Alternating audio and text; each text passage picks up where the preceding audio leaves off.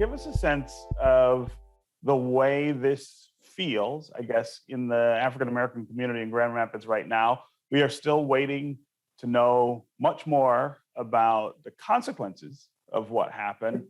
But what did happen, I think, not only shocks that community, but also reminds of such a long narrative of tension between the police department there and African Americans.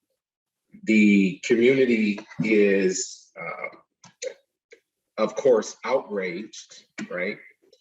The emotions are very high here, and they have been, and I should say we have been, I think, patiently waiting for some answers. So we're continuing to move forward, continuing to keep Patrick's name in the spotlight, continuing to support his family as best as we can. And so we'll see. And as you said, this is a situation that we have been, in America, have been dealing with for years and years and years and years.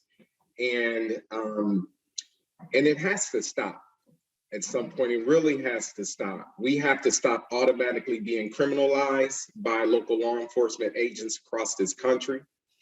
We have to stop being demonized by white America. And things have to change. I wonder if you can talk about, for our viewers here in Detroit, I guess the differences between what it's like to be African American in a place like Grand Rapids in Michigan, a smaller city with a smaller African American population, than in someplace like Detroit, where, of course, we are the overwhelming majority. Well, I think there's a big difference. As you guys know, this is West Michigan. A lot of folks, they use this term here, we play West Michigan nice, right? So what that means is that the drapings on the window are often not opened.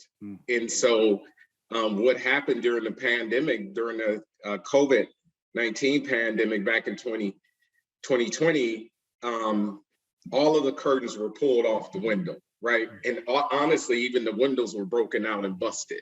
I'll just say that.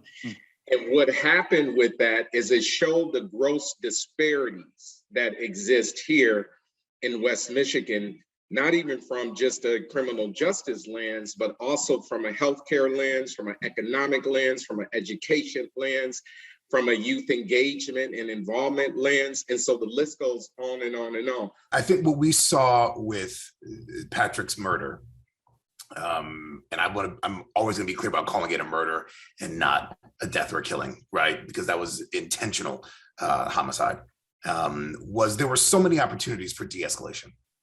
There were so many opportunities for that situation to go differently.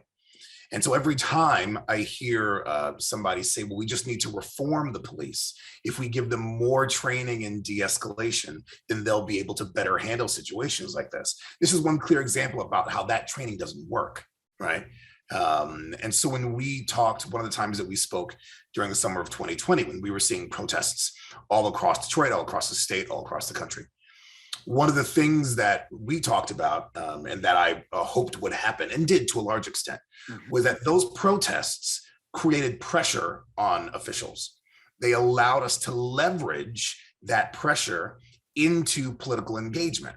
The problem is that there is such force, and when I say force, I mean political will, but also money, dollars, behind the opposition to those things. I'm going to point very clearly to Proposal P as an example. So you saw the process for Proposal P and the remaking of Detroit City Charter start years earlier, right? As something that is part of how our system is supposed to work. We, as the residents of the city, are supposed to have an opportunity to weigh in about how our city is being run and being governed. The aftermath of the summer of 20 and George Floyd, Breonna Taylor, and the innumerable names that we can't mention, a lot of citizens, including myself and other residents of the city, got together and put forth amendments for the city charter, right? Completely remaking the way the Board of Police Commissioners was structured, completely separating the Board of Police Commissioners from DPD, putting in mechanisms to give more teeth to how discipline could be meted out to agents of law enforcement agencies.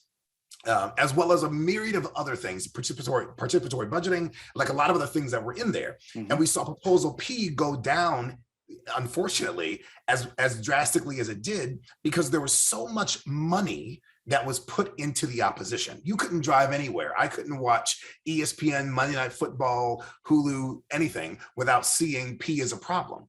And so what we're seeing is that as much as we as Black folk might want to disengage, as much as we as Black folk might want to say, oh, I'm going to step away from this problem, we can't step away from the problem because the problem seeks us out, right? This system of policing is not broken. It's doing exactly what it was designed to do. It's upholding a social structure, it's upholding a social hierarchy, and it's criminalizing folk that those that have power want to make sure stay without, right? So the more that we can frame this conversation less around let's fix a broken system, the more that we can frame this conversation less around, well, we just need to get the police to do X, Y, and Z.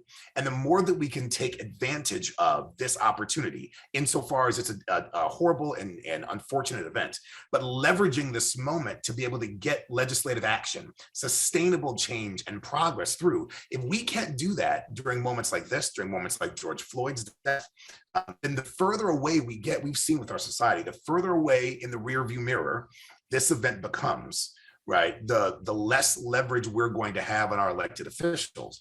And the unfortunate reality of it is, for those of us who did not know Patrick, for those of us that aren't members of his family, we have the privilege of being able to put this in the rear view. They don't. They're going to have to live this every day for the rest of their lives.